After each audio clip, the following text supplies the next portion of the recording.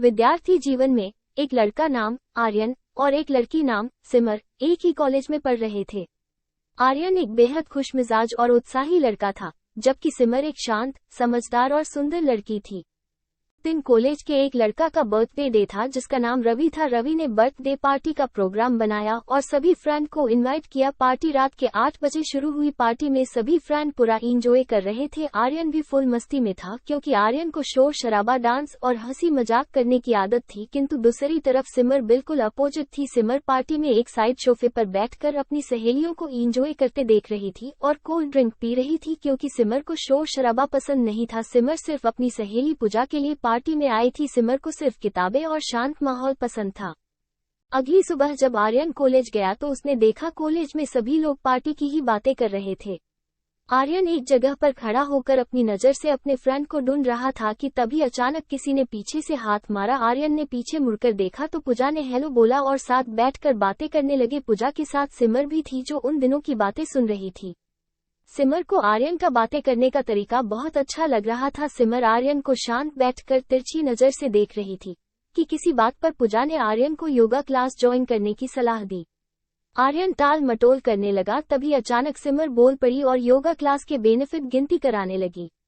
आर्यन सिमर की बातें सुनकर मान गया। अगली सुबह आर्यन और सिमर दोनों योगा क्लास में मिले। दोनों में हेलो ही हुआ, फिर दोनों योगा क्लास खत्म करके कॉलेज चले गए। अब रोज सुबह सुबह आर्यन और सिमर दोनों योगा क्लास में मिलने लगे। दोनों खुलकर बातें करने लगे। दोनों को एक दूसरे का साथ अच्छा लगने लगा। उनकी दोस्ती धीरे धीरे प्यार में बदल गई। जब आर्यन ने सिमर को अपने दिल की बात पूरे कॉलेज के सामने इजहार किया तो सिमर मना नहीं कर पाई क्योंकि सिमर के दिल में भी आर्यन के लिए प्यार था। आर्यन ने अपने प्यार के बारे में सिर्फ अपनी बहन को बताया था, जबकि सिमर के फ्रेंड्स के अलावा घर पर किसी को भी पता नहीं था क्योंकि सिमर ने तय किया था कि एग्जाम के बाद वो घर पर पूरे परिवार को बताएगी। सिमर ने आर्यन को भी ऐसा ही करने को कहा हुआ था।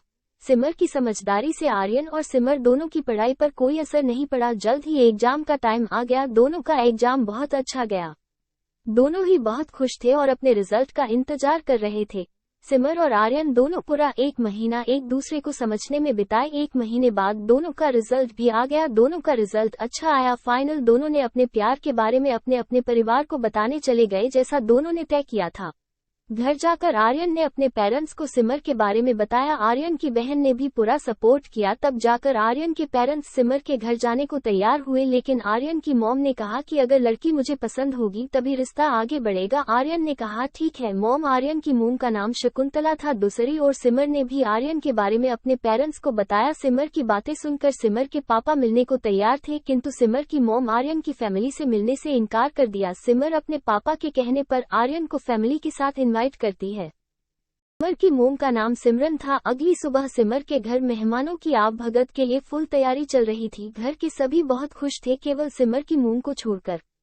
तभी आर्यन की फैमिली की एंट्री होती है। उन्हें आता देख सिमर की मोम रूम के अंदर चली जाती है। आर्यन और उसकी फैमिली का चाय पानी होने के बाद आर्यन की फैमिली और सिमर के पापा के बीच बातें शुरू होती है।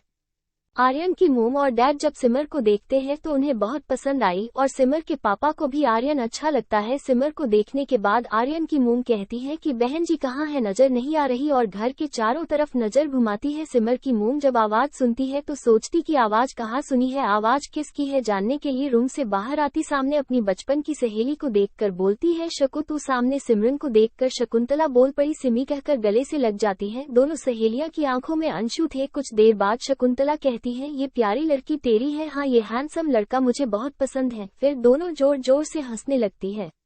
दोनों बचपन की सहेलियां आपस में बहुत बातें करती है। दोनों फैमिली में भी बहुत हंसी मजाक होता है। फैमिली को खुश देखकर आर्यन और सिमर भी खुश होते हैं। अतः सिमर और आर्यन की शादी हो जाती है।